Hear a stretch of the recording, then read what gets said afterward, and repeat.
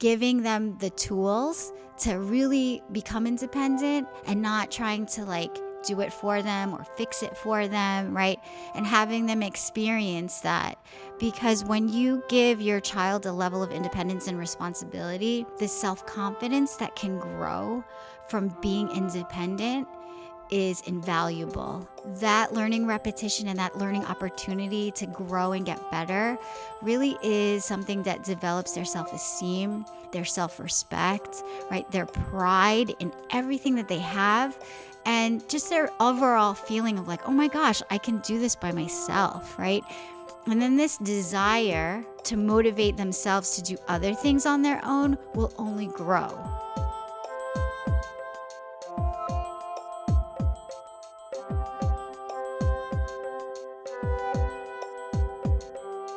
Welcome to another episode of the Black Belt Parenting Podcast. Today I'm excited to bring to you the topic of independence, which I also like to call for parents letting go.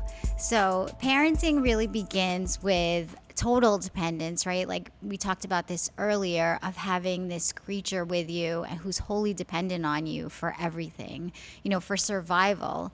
And I used to joke around with other moms and be like, we made it through 3 months. They're still alive. We're doing a great job, because it really feels like so touch and go in the beginning. And you feel so scared about having this person who's completely reliant on you. Then it becomes this exercise in letting go, right? Which I think is particularly hard as a parent.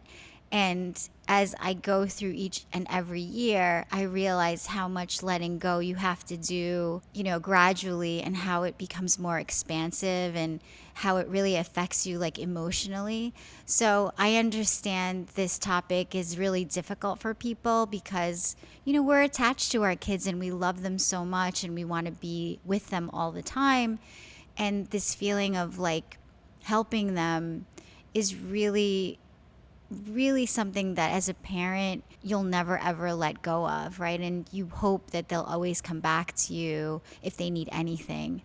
But creating this line of like letting go and creating these individual creatures is really an exercise that you have to continually practice.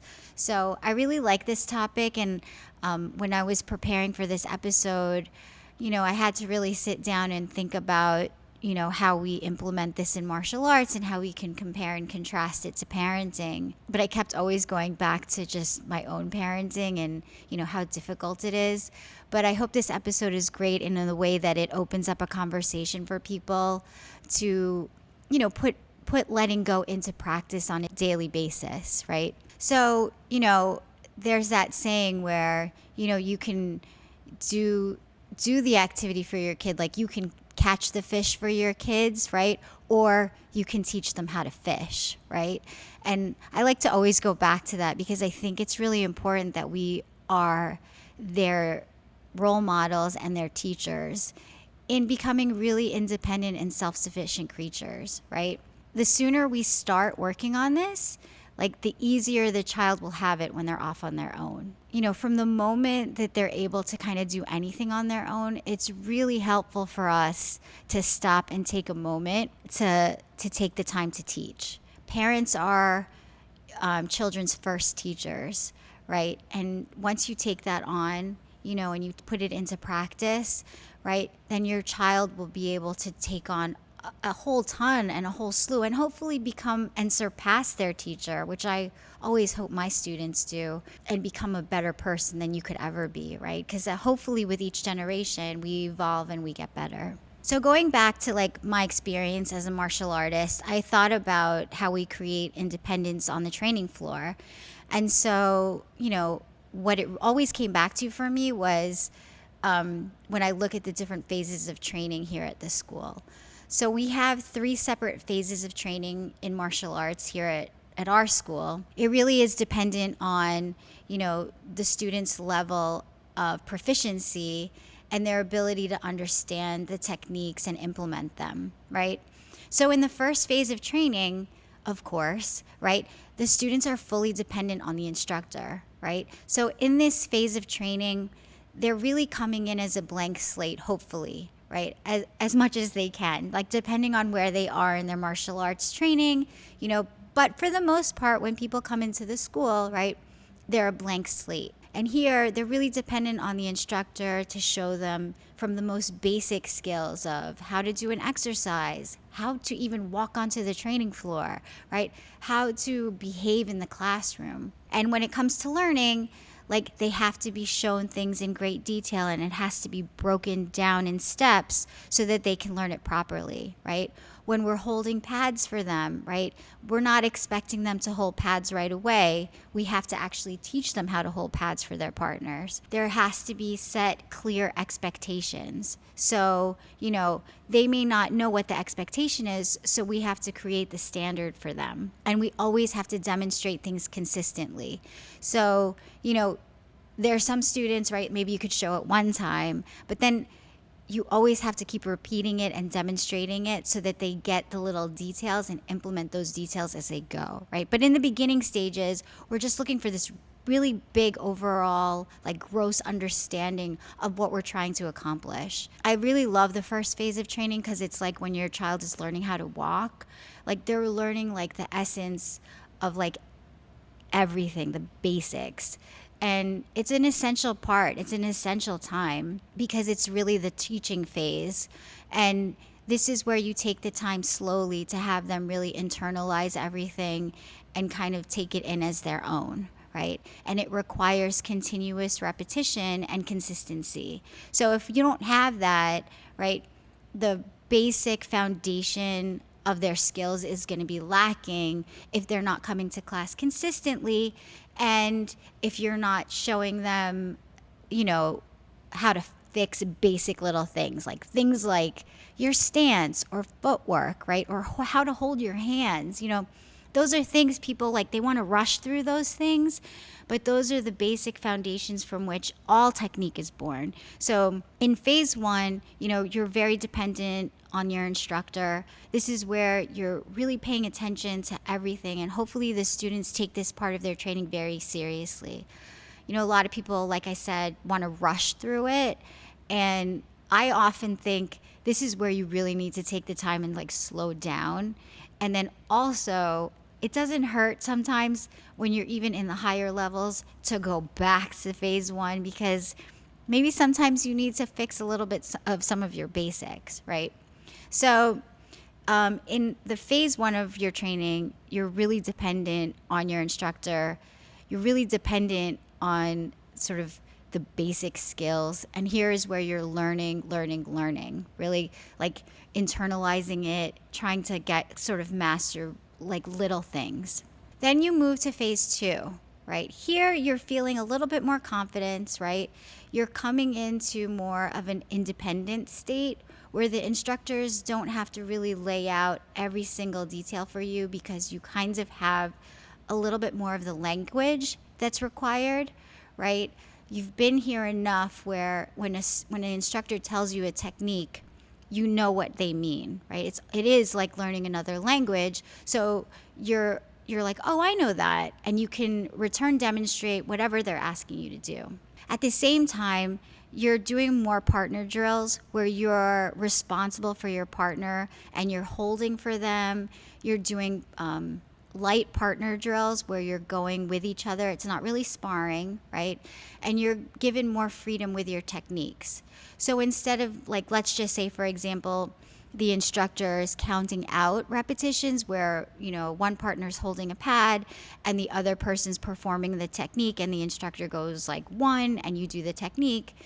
The instructors will give you a time limit and they'll allow you to practice that technique on your own, right? So you're kind of given a little bit more freedom, and you two can work together and communicate with each other because you understand the language and you understand how to hold properly. So this like more subtle independence is given to you in phase two. Within this phase two, you're also then starting to do a little light sparring, right? So here you can make a little bit more contact. You're more responsible to defend yourself we have more confidence in the sense that you're able to figure out what you have to do, and that you'll communicate to your partner if something's not right, right? Or if you feel like it's not going okay, but we're still there supervising and making sure that people have control and that they're not using too much power, because I think those things like intensity and control come when you have a little bit more of a maturity within your training. At the same time, we're still continuing repetition of technique, again, within maybe higher level difficulty, but the repetition of the same technique is still the same. So instead of maybe doing jab on a pad, right, you're doing it on your partner. You're seeing the different targets on an actual human being versus just a pad, right? So the application is very different. And in addition to that, we're adding more difficult techniques where we feel like we can build upon the basic foundation that we've established in phase 1. So again, with more consistency, you're given a little bit more independence. And then finally, in the phase 3 of your training, this is sort of like the ultimate part of your training where you're now given more of a leadership role, right?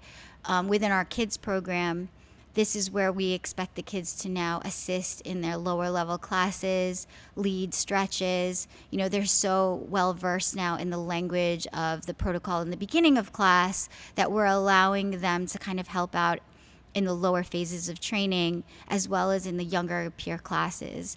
With that, right, as you teach, so do you learn, right? So we always make it a point to let them know, listen, yes, you're assisting and you're a leader, but while you're doing that, you're actually increasing your level of learning. So the highest level of teaching actually is the highest level of learning as well, right? All the best instructors in the school have been homegrown and are continual learners, right? Our highest level learners. And because they assist, they get to pay attention to the details while they're teaching, and then they apply it to their own training. So again, in phase 3, just like we're building upon in phase 2, now your language of learning is much more intricate, much more comprehensive, right? So you're able to kind of build upon all of the foundation that you've learned in phase 1 and phase 2. We can now make the techniques more difficult, more intricate. Sparring becomes much more independent because you have a greater understanding of control, power. You know when to go hard, how to move, when to go lightly. You have a really good understanding of the different partners you might encounter. And simultaneously, our expectations of you are higher. So your fitness level needs to be better. The respect and discipline for your training, for your instructors, for your peers, that expectation is much higher.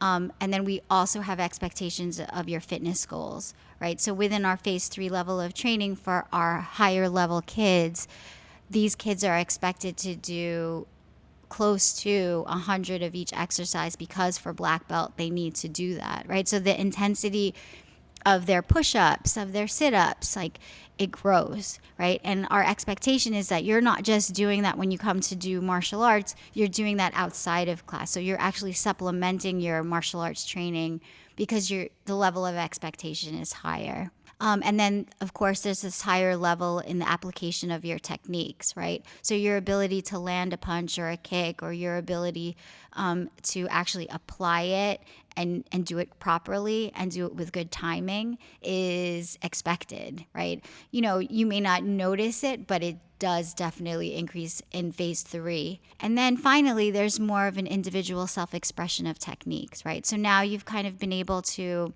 internalize all the learning, and you're able to express it in a way that only you can do it, according to your body type, according to how you fundamentally understand it for yourself. Like I like to use, for example, I'm really small. I'm like maybe 5'1" now.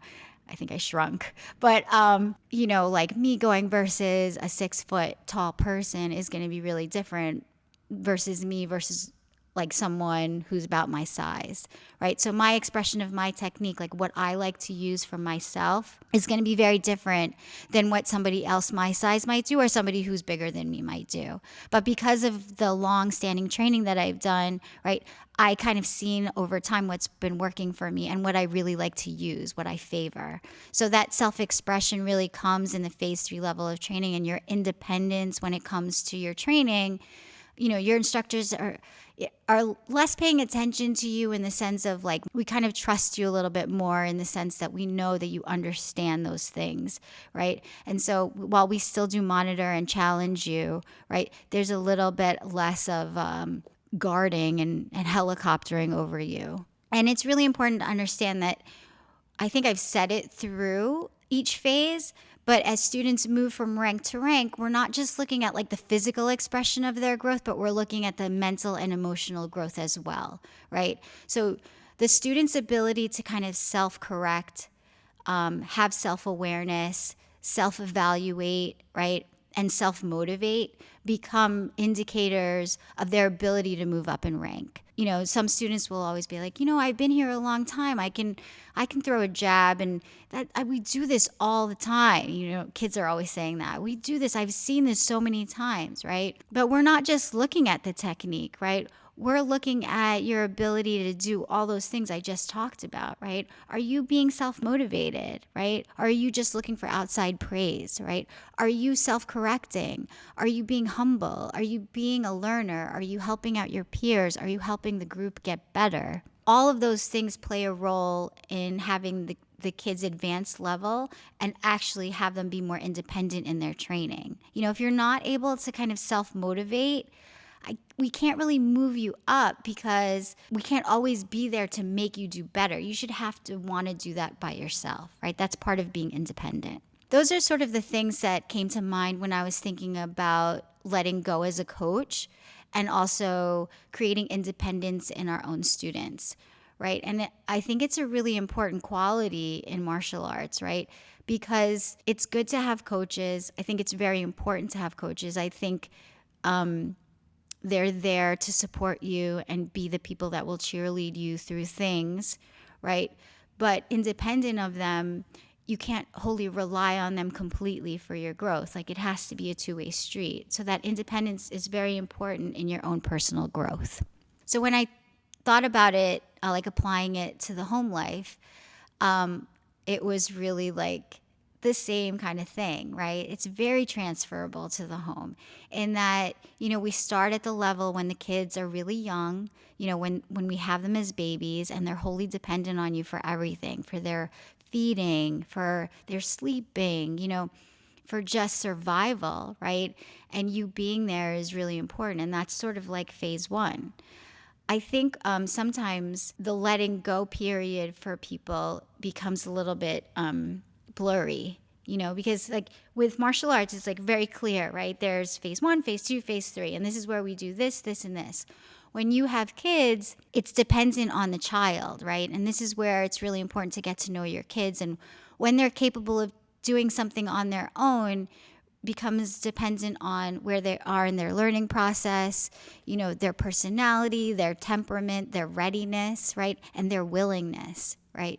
So, it's sort of standard through their developmental stages that as they grow, their responsibility should increase. I mean, even when they're really, really tiny, just having them clean up their toys and put them in a box is a way of creating independence for them. When you're in your living room and they're playing with their Legos or they're playing with their puzzle pieces, and it's time to go eat dinner, like having a box and being like, okay, let's help mommy put these away, right? And then having them understand that, this is a cleanup process, right? And it later on, like they'll be able to clean up their toys on their own, right? So from very little, you can start this independence process.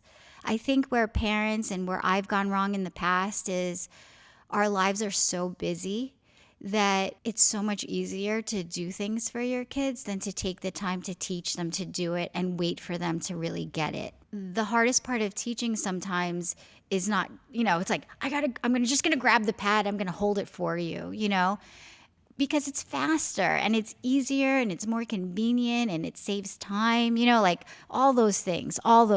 And as the world gets busier and we have more responsibilities and we're doing things, I've done it. Like, I'll just do it. I'll put my kids' shoes on, we'll run out. They don't take the time to learn it. Sometimes we have to remind ourselves that, like, us putting in the investment of time to teach them a skill will help us later, right? Will help them later. So as you get to know your kids and you can see like their capabilities increase, like, they can push in their chair, they can put their dishes in the sink, they can throw things out in the garbage. Oh no, look at this. They can sweep the floor. They can empty the laundry basket and fill up their drawers. They can start folding their clothes, right? These are the times when you have to figure out a time and a space where you're going to sit down with them and do it together and then have them learn it. The initial period is a huge time investment for parents, right? Teaching your kids to make a bed, right? Showing them how to do it several times so that they understand how to do it, and then having them do it by themselves while you're standing there. That's a lot of time, right? It takes a lot of time for them sometimes to get it. But we have to make sure that we make that investment of that time so that they get it. And then at the same time, be happy when they do it, even if it's sloppy. So I was talking to Miss Tara about this, and she always brings up the story of when she showed her first daughter how to make her bed, and that her daughter would then start making her bed, and there would be half of the blanket would be hanging off the bed, and then half of it would still be there, and there'd be a slew of stuffed animals all over the place. And the urge to not fix it and just leave it. That's your child's masterpiece and piece of, like, that's their first time trying to make their bed. Like, let them be proud of themselves and let them be proud of their independence and praise them for actually taking responsibility for something in their lives, right? And learning how to do it. And guess what? With every repetition, just like every repetition in martial arts, that bed making got better and better. And I'll tell you something about this kid. She's now a mom. She's got 3 kids of her own. Her house is spotless, as I'm told, and she can make a good bed, right? And she's making 3 of them now because she's got 3 kids. So, like, this is what I'm talking about, is like just giving them the tools to really become independent and not trying to like do it for them or fix it for them, right? And having them experience that. Because when you give your child a level of independence and responsibility, the self-confidence that can grow from being independent is invaluable, right? That learning repetition and that learning opportunity to grow and get better really is something that develops their self-esteem, their self-respect, right? Their pride in everything that they have, and just their overall feeling of like, oh my gosh, I can do this by myself, right? And then this desire to motivate themselves to do other things on their own will only grow. And so that investment of time is not just for them to learn a skill, but it's also for them to grow in their self-motivation, their self-confidence, their pride, right? So it's so invaluable, right? And I think that because we're so busy, sometimes we forget that. And, I just feel like even here at the school, like I'll see the parents like, and when they'll try and do all the things for their kids, or, they'll try and rush them into class without having them put away their shoes or their jacket. Oh, no, I'll do it for you. You're late. And sometimes I'll just stop them and I'll be like, no, like they have to do these things and they have to experience the repercussions if something doesn't go their way so that they learn the responsibility of it and they become more independent in their actions and also in the sort of like the consequences of their actions. So I think that them doing for themselves really serves them in a really, really great way. In order to do that, right, and I kind of want to backtrack a little bit, it's like you have to see what you can do and figure out with your child when they're ready to do it. Some kids may not be ready at a certain point to take something on. So set a lower expectation, right? And then increase the expectation as it goes. It will lighten your load, and it will also give them a sense of, independence, right? And it will also give them this level of feeling of contribution. So you're constantly going to have to reevaluate and then communicate with them, and then constantly sit down and teach, and then set different expectations as time goes on. And then later, you'll be able to trust them a little bit more with each and every responsibility. So, as your kids get older, of course, the responsibilities will increase. So, and I like to use as an example, my older daughter turned 14, and she wanted to kind of do things alone with her friends, but I had to see that she was capable of going out, maybe to go shopping or go into the city. I had to see that she hit certain expectations for me, where she would communicate with me, where she would constantly tell me where she was, that she showed me that she could be safe and she could know how to be aware out in the world, that she was kind of fulfilling the expectations that I had before I allowed her to do anything on her own. When I felt like I could trust her, then I let her go out and I gave her a little bit more responsibility, and I was so proud to see her go out on her own, go into the city by herself, manage all of like the chaos of New York City, and be safe, be aware, not be on her phone. Little things like that, like seeing her do that, be in constant communication with me, like tell me where she's at, and I felt more comfortable. I felt like, listen, she can do this and I can give her more to do, and she can take on more stuff, right? And so both of us she gained more confidence, right? I gained more confidence, of her. And then together, our relationship grew because she felt like I could trust her. And in turn, I felt like she could trust me because she felt like mom believes in me, So it's a two-way street. And so you can't even stress enough, like, that when kids feel like you can trust them to do things, like how they grow, how they grow as people, and how they become more aware of, like, that they're becoming independent and how they want it. They desire it. That increased trust in themselves gets larger. And again, that self-confidence is much better, and their ability to be out in the world and kind of be resourceful grows. So don't rob them of the opportunity to learn from their mistakes when they're independent. This is a time where people are so scared because there's so much information of what can happen to your kids that is bad, right? And there's less information of what can happen for your kids that is good. We tend to hold on to things that scare us, and it drives us to not let our kids do things by themselves. Where, I'm from Generation X, and, there are definitely impediments to the way we were raised because we were left alone. But one of the things that I think that we got from having to be by ourselves was this sense of, I got to take care of myself and figure things out. And that resourcefulness only came from being left alone. Of course, you want to set ground rules and expectations and safety standards before you do that for your children. But once you've kind of seen that they're able to do things and take it on themselves, the part of letting go becomes crucial.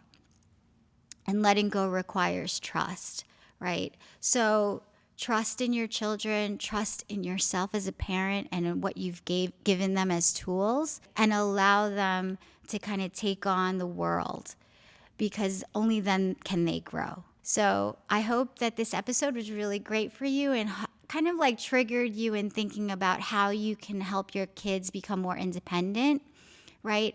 And how it can help you in your family dynamic, because in this way, you're not taking on all the burdens, right? I feel like moms are really taking on a lot, and having your kids be more independent and be contributors in the household can really be such a saving grace for the whole family, right? Everybody can feel like they're individuals who are part of a greater whole, right? And once you have that, the family can become only that more powerful.